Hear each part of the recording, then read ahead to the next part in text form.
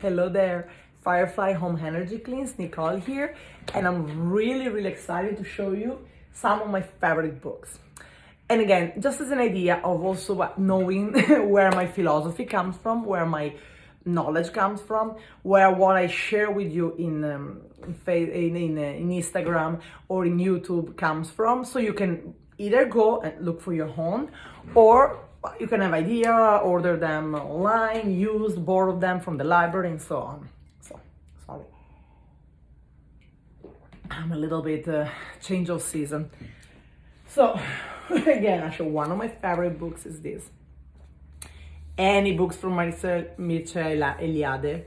I'm maybe butchering some names because I'm Italian, English is not my first language, but you see them. Any books from her, incredible. This is a book that I highly suggest to everybody. It's not a happy book, let's face it, but it's a book that I really think we all should read, especially now, especially what's going on and so on. This is much more spiritual, like say esoteric or whatever, but it's a great, sweet book. And it also makes you appreciate, understand animals a little bit better, see them under a different light, feel a different connection. Remember, always feel your connection, always feel your stuff. Oh, that's another great books. Great books. I love those so much. I think I have to move the chair a little bit so I can get them, because otherwise I cannot get to them. So I'm showing you just some because philosophy. I'm a huge fan in philosophy. Well, I graduated in theology and philosophy, so of course I'm a fan of philosophy. But I firmly think, maybe in an easier way, ethics, civics, and philosophy should be taught to kids at a very young age, like 7, 8-year-old, clearly with the concept they can understand, grasp, and so on. Definitely in middle school, definitely in high school. Not wait for college, university to study philosophy. Philosophy, ethics, they go hand in hand. Civics, kids need to learn, we need to learn, we need to relearn, so we can always teach ourselves. And definitely anything that teaches positivity and some rules to live in peace among ourselves, with Mother Nature, and in the world, also with social people. Then what else I really love? Oh yeah, well, she's one of my favorite authors, Elizabeth Kubler-Ross. She's definitely one of my favorite author. Dr. Brian Weiss, Dr. W, Wayne W. Dyer, Course in Miracles. Course in Miracles is an amazing book. Conversations with Gods, an amazing book by Neale Donald Walsch. Ram Dass. All these books. I have more over there books. Well, these are all. Oh, this is one. Oh, these are 2 other great books. Again, in order to understand and to feel animals in a better way, in a different way, explains a lot about them. This is a great novel. Great novel. I'll add to you the.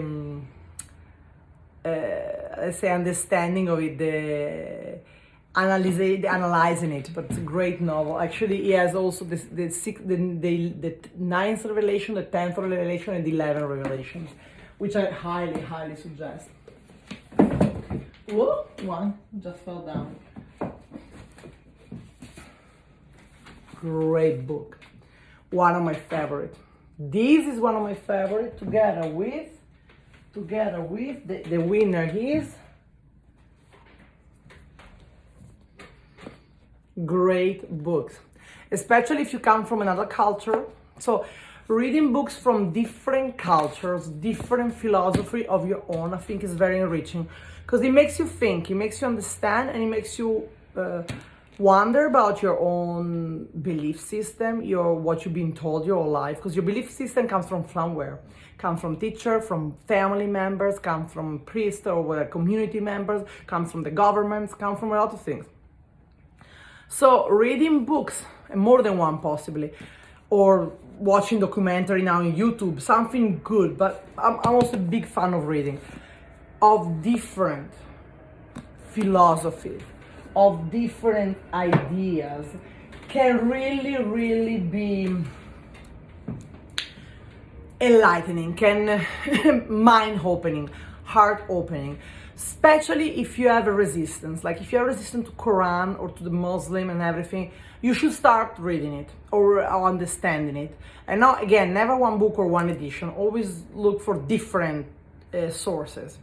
If you have a resistance to everything, I don't know, Indian or African or whatever, try to inform yourself so you understand, why do I hate that culture so much? Why I don't like that so much?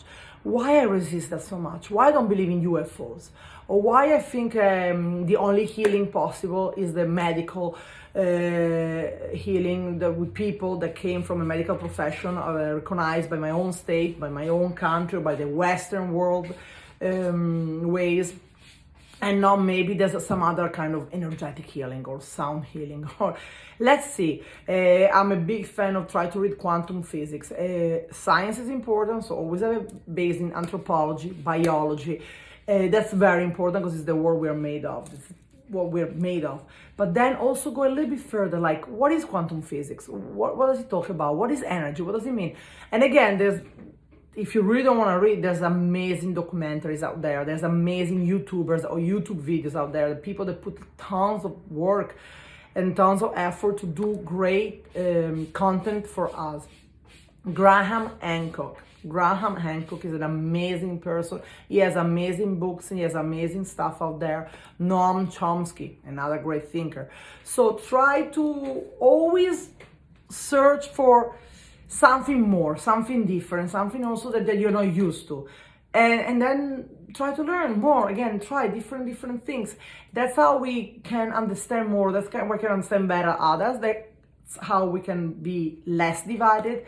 That's how we can even maybe discover something that our soul didn't know that we love so much. Maybe another passion, another interest, another way of healing, another way of doing therapy instead of always going maybe to the same therapist and getting pills, which I don't think, in my own humble opinion, is not the solution to tons of problems.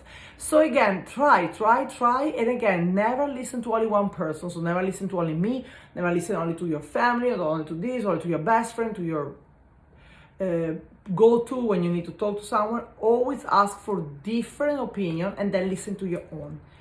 We have our own compass. We have our own ways to know what is true and what is good for us. So always listening maybe to different opinions, different ideas, and then judge for yourself with your own ethics, with your own moral compass, and say, is this good for me? Like, talk to yourself, to your heart, especially your heart, then your mind, first your heart. Because the ethics and the moral, everything is here, more than here. This is more logic. And really ask yourself, is it good for me? Do I agree? Do I wonder? Oh, maybe I should change my mind. Maybe there's more than one good reality. Maybe there's more than one good culture. Maybe as long as nobody gets hurt, as long as no sentient living beings is hurt by anybody, there might be more than one good ways of living and more than one good system of belief systems. Well, that's it. That's a little extra to know who am I and what I'm doing and why I'm doing what I'm doing on the Instagram page. I thank you so much. Thank you for being here, and I'll see you next time. Big kiss to you. Bye-bye.